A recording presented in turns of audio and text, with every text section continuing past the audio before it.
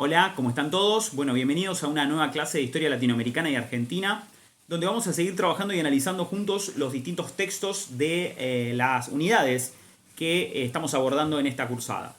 En esta oportunidad vamos a ingresar en la unidad número 3, en la que vamos a comenzar a trabajar, a reflexionar y analizar el proceso de formación de los estados latinoamericanos en el periodo que va desde 1850, 1860 hasta 1880. En este periodo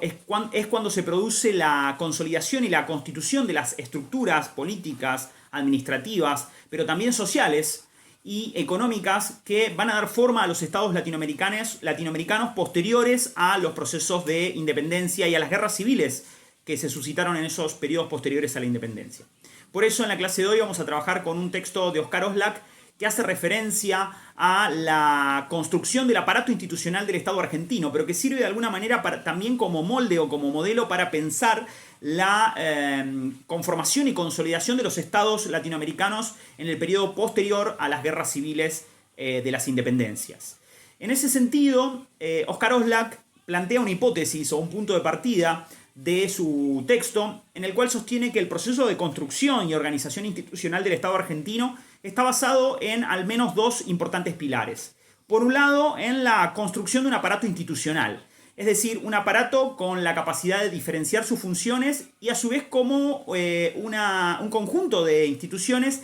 que sean capaces de ir asimilando y asumiendo funciones que eran ejercidas hasta este momento histórico por distintas organizaciones o instituciones de la sociedad civil, sobre todo las vinculadas al pasado colonial.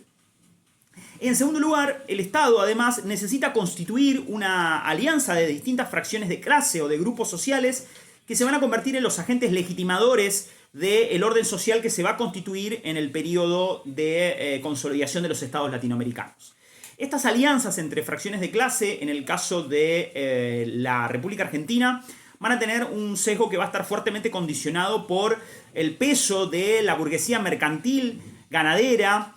ligada a Buenos Aires, pero también al litoral fluvial, es decir, a las provincias pampeanas y a las provincias del litoral, que de alguna manera se van a convertir en los agentes claves de la constitución de ese aparato institucional y también de la inserción de la economía argentina en la división internacional del trabajo, como un país productor de materias primas que será clave, digamos, en lo que es la segunda revolución industrial que se está produciendo en Europa y en algunos países de Occidente, como es el caso de los Estados Unidos. Por eso, Oscar Oslak plantea que la conformación de ese aparato institucional tiene como rasgo central la asunción del Estado de áreas de función específica, la construcción de lo que Oslak llaman un dominio estatal, un área de funciones específicamente estatales que dejan de ser funciones de la sociedad civil o de la comunidad, ¿sí? Propia y específica más del periodo colonial, y que el Estado empieza a apropiarse de esas funciones, regulando y normativizando además esas funciones, es decir, sometiendo esas nuevas funciones que no le pertenecían, pero que ahora sí le pertenecen en un proceso de absorción de esas atribuciones a un conjunto de normas, de procedimientos y de rutinas que van a convertirlas en funciones previsibles y racionales y que luego después van a ser demandadas al propio Estado a lo largo de lo que queda del siglo XIX y el siglo XX. Algunas de esas funciones, como para citar ejemplos, son la emisión de moneda, la función de la administración bancaria, la administración de justicia, pero también la constitución de algunos instrumentos de regulación social, que van desde la creación de códigos que regulan la actividad comercial o la relación entre los ciudadanos y distintos derechos civiles, la constitución de lo que es el ámbito familiar y la educación, donde va a tener una relación casi, se podría decir, de conflicto, pero también de cogestión con las organizaciones religiosas, sobre todo con la Iglesia Católica Argentina. Y esa apropiación de funciones, Oslak la aborda desde cuatro estrategias que él denomina las estrategias de penetración del Estado sobre el tejido social, buscando fortalecer su rol de articulador social. En políticas públicas trabajamos el concepto de Estado de Oslak y Oslak presenta al Estado como un gran articulador social, como un nudo del proceso social, dice Oscar Oslak, un nudo, si se quiere, hasta central de ese proceso social, porque a partir de ese nudo distribuye recursos, atribuye funciones, articula relaciones sociales y también constituye instituciones, ¿sí?, que van a ser claves en esa gestión social. Y las constituye a través de 4 estrategias de penetración. ¿De penetración para qué? Para expropiar a la sociedad de funciones que hasta la sociedad colonial y hasta el periodo de independencia le pertenecían, por las propias regulaciones de la sociedad colonial o por las propias decisiones que se habían tomado durante el periodo de independencia, durante el propio periodo rosista o durante el periodo de la Confederación, que va desde 1852 a 1863, hasta la asunción de la presidencia de Mitre. De hecho, estas 4 estrategias de penetración del Estado frente a lo que es la sociedad y la reabsorción de las funciones, Oslak la sitúa desde la presidencia de Mitre en adelante. Estas 4 estrategias son de carácter represivo y coactivo, la primera. La segunda la llama de carácter cooptativo, ¿sí? Vamos a ver que va a estar fuertemente vinculada a la cooptación de ciertos actores sociales que van a ser funcionales a la construcción de ese orden social. De carácter material, que fundamentalmente van a estar vinculadas al modelo de acumulación capitalista, es decir, qué recursos va a poner en juego el Estado para garantizar y viabilizar un modelo de acumulación capitalista, para ese modelo además agroexportador que va a situar a la economía argentina y sobre todo a la economía rioplatense en la división internacional del trabajo, y una cuarta dimensión que va a ser de carácter ideológico y simbólico, que va a tener que ver con la organización y la estructuración de las percepciones, los valores, las ideas y las representaciones que van a servir para legitimar este nuevo Estado. Es más, es muy importante que tengamos en cuenta esto, y Oslak lo señala claramente. No hay Estado, no hay atribuciones estatales, no hay construcción de un aparato institucional si solo se procede de manera coactiva o represiva. Es necesario un andamiaje ideológico que involucre, que implique hacer asumir compromisos a los actores sociales y que también legitime de una manera más sutil, si se quiere,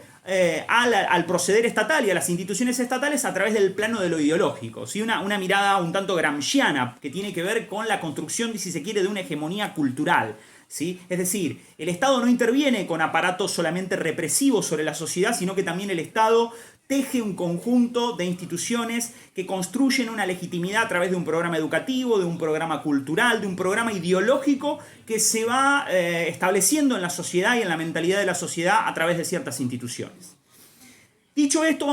vamos a ir muy someramente. Obviamente es un texto muy extenso y los invitamos a hacer una lectura detallada y resumida de este texto, pero vamos a abordar las 4 estrategias, ¿sí? Las vamos a, obviamente, abordar de una manera muy resumida en este video y en esta clase, y ustedes van a poder recurrir al texto.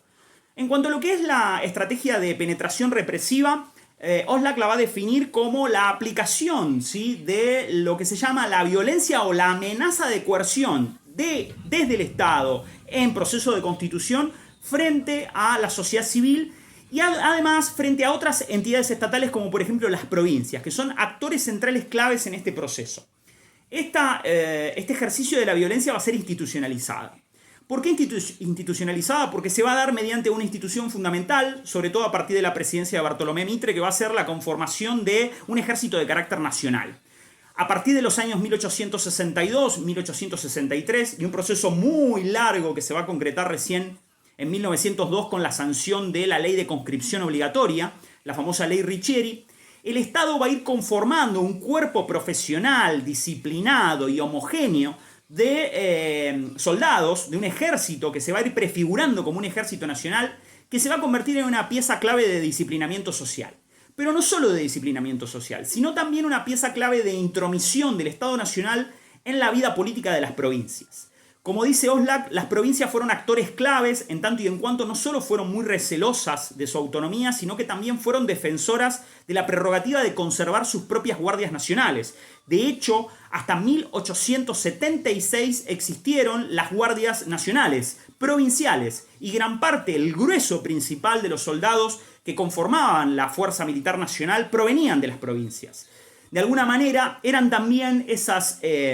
guardias nacionales de carácter provincial una reserva de las provincias cuando se producían conflictos con el Estado Nacional respecto de sus atribuciones. Ese proceso se va a concretar hacia 1876, cuando de alguna manera se disuelvan las guardias civiles nacionales, se termine de constituir un ejército de carácter nacional, y eso lo demuestra, dice Oslak, el peso que tiene el gasto del presupuesto militar dentro de lo que es el total del presupuesto nacional destinado a la administración central.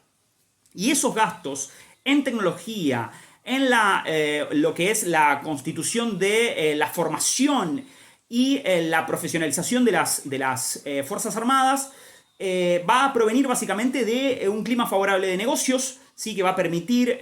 recaudar y mejorar las rentas, de una disponibilidad del crédito por parte del Estado Nacional que le va a permitir financiar ese proceso de modernización y de disciplinamiento y de estructuración de esta rama del poder del Estado, que es la rama coercitiva, ¿sí? Entonces tenemos a este primer elemento coercitivo que fue clave en el disciplinamiento de esos actores locales, las provincias, ¿sí? Y además en la constitución de una herramienta fundamental para el Estado Nacional para enfrentar algunas rebeliones provinciales. Si pensamos en este periodo, nos vamos a encontrar con que varias provincias van a confrontar con el poder centralizador del Estado, y tanto en la presidencia de Mitre como en la presidencia de Sarmiento vamos a tener distintos levantamientos autonomistas en las provincias que van a ser reprimidos con mucha severidad, con mucha violencia por parte del Estado Nacional en el afán de constituir y de expropiar esta atribución y constituir el monopolio de la violencia física, en los términos de Max Weber, para el Estado Nacional. Y esto nos lleva a un segundo elemento, ¿sí? Un segundo elemento de penetración social, que tiene que ver con una estrategia de tipo cooptativa, dice Oscar Oslak. La estrategia de tipo cooptativa está fuertemente vinculada no a los factores represivos, sino más bien a la constitución de una estrategia de distribución de beneficios, de distribución de recursos, de la constitución de acuerdos respecto de otorgarle prestaciones y compromisos recíprocos a los actores locales. Como dijimos anteriormente, los actores locales son claves, las provincias sobre todo conservan autonomías, poseen constituciones propias y tienen atribuciones propias que necesariamente en algunos aspectos van a ser delegadas al poder central. Para poder llevar a cabo esta estrategia de una manera armónica y no conflictiva, algo que no va a suceder literalmente porque el proceso de expropiación de las atribuciones provinciales va a ser muy conflictivo, es necesario tender una política de alianzas. Y esa política de alianzas con las élites locales, ¿sí? Con distintas fracciones de las burguesías locales, sobre todo las del litoral, que van a estar vinculadas a la economía pampeana y a la economía exportadora pampeana, pero también a algunas provincias del interior, a algunas élites más bien conservadoras del interior, que van a coayudar al Estado en su estrategia de homogeneidad, es decir, su estrategia de constitución de un Estado y un aparato institucional nacional, y una política de equilibrio y armonía con esas élites locales. En ese sentido, dice Oslak que nuestra Constitución de 1853 le otorga un peso muy relevante a las provincias. De hecho, el Senado es la cámara clave, es una cámara de negociación, porque es en el Senado donde existe el poder de veto real en este periodo histórico a las decisiones del Poder Ejecutivo Nacional. ¿Cómo se compensa ese poder de veto? Se compensa a través de algunos aspectos que vamos a mencionar acá y que ustedes van a poder ver y encontrar en el texto. En primer lugar, se compensa a través de una política de subsidios. Nace durante la presidencia de Bartolomé Mitre y se extiende durante este periodo de organización nacional con altibajos, una política de subvenciones por parte del Estado Nacional, una política de auxilios económicos y de contraprestaciones económicas a las provincias, que va a funcionar en realidad como una estrategia para fortalecer algunas élites locales que sean favorables a esta política de centralización, o más bien disminuir el poder de esas élites locales cuando se le retiren esos apoyos económicos. Pero otra política también va a tener que ver con la política del empleo público. El Estado Nacional durante este periodo de organización se convierte en un actor clave en la generación de empleo público, en tanto que se constituye la denominada administración burocrática centralizada del Estado. Y el Estado se convierte en un gran empleador, ¿sí? Muchas veces discutido ese rol porque en definitiva en muchas oportunidades se da en condiciones contractuales de irregularidad, pero el Estado Nacional es la cara visible en las provincias del empleo. El Estado Nacional es el pagador y es el que suscribe los contratos de miles de trabajadores a lo largo de todo el territorio nacional y en las distintas provincias, en el sistema educativo, en el sistema de administración de justicia, en los sistemas policiales, en el sistema de correos, en los sistemas sanitarios, en las empresas ferroviarias, es decir, en las distintas entidades institucionales que se van construyendo para ejercer las funciones propias del Estado en el territorio. Y en muchos casos, cuando el Estado construye su política de cooptación y alianza con esas élites locales, usa el empleo público como parte de una estrategia de nepotismo. Es decir, usa de manera selectiva el empleo público para potenciar o disminuir a algunas élites locales. Y este elemento, dice Oslak, se ve compensado con un procedimiento que está en la Constitución Nacional, pero que muchos presidentes utilizan arbitrariamente. Tanto Mitre como Sarmiento las van a utilizar a estas estrategias, que son las estrategias de intervención federal. Una herramienta constitucional que posee el Poder Ejecutivo Nacional, pero que en lugar de utilizarla en situaciones de desorden institucional o en los que esté en riesgo la organización constitucional de las provincias, la va a utilizar a la intervención como una herramienta para eyectar a algunas élites locales o potenciar, mediante la figura de los interventores, a determinados sectores que sean favorables a la política nacional. Y esto además le va a permitir al Estado Nacional ordenar a las distintas fuerzas o tendencias políticas en las provincias. Tenemos que tener en claro, dice Oslak, que en este periodo no existen los partidos políticos de carácter ni provincial ni nacional. Lo que tenemos son tendencias o apenas clubes políticos y en muchos casos son muy inorgánicos, se constituyen alrededor de la figura de algún líder o caudillo y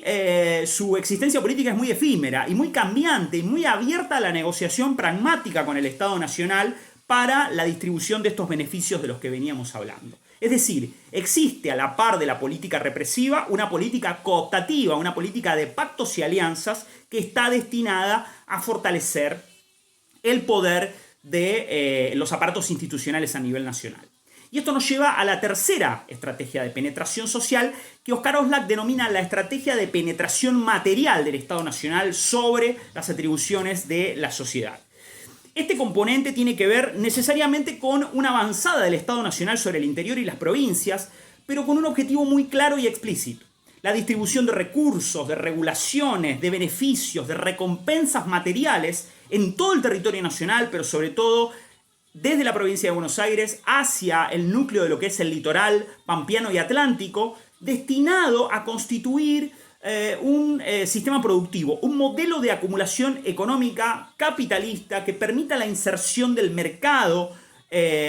argentino en la División Internacional del Trabajo. Es decir, acá de alguna manera el Estado distribuye recursos, pone en juego herramientas legales y actores políticos que se convierten en intermediarios claves para lograr tejer y articular las relaciones que se necesitan para la constitución de un modelo de acumulación capitalista, y a su vez el Estado se constituye en una pieza clave en el modelo social que acompaña a ese modelo de acumulación capitalista. ¿Qué quiere decir? Que el Estado se va a convertir en el garante y en el vocero de la burguesía local que está mirando hacia el extranjero, sí, está mirando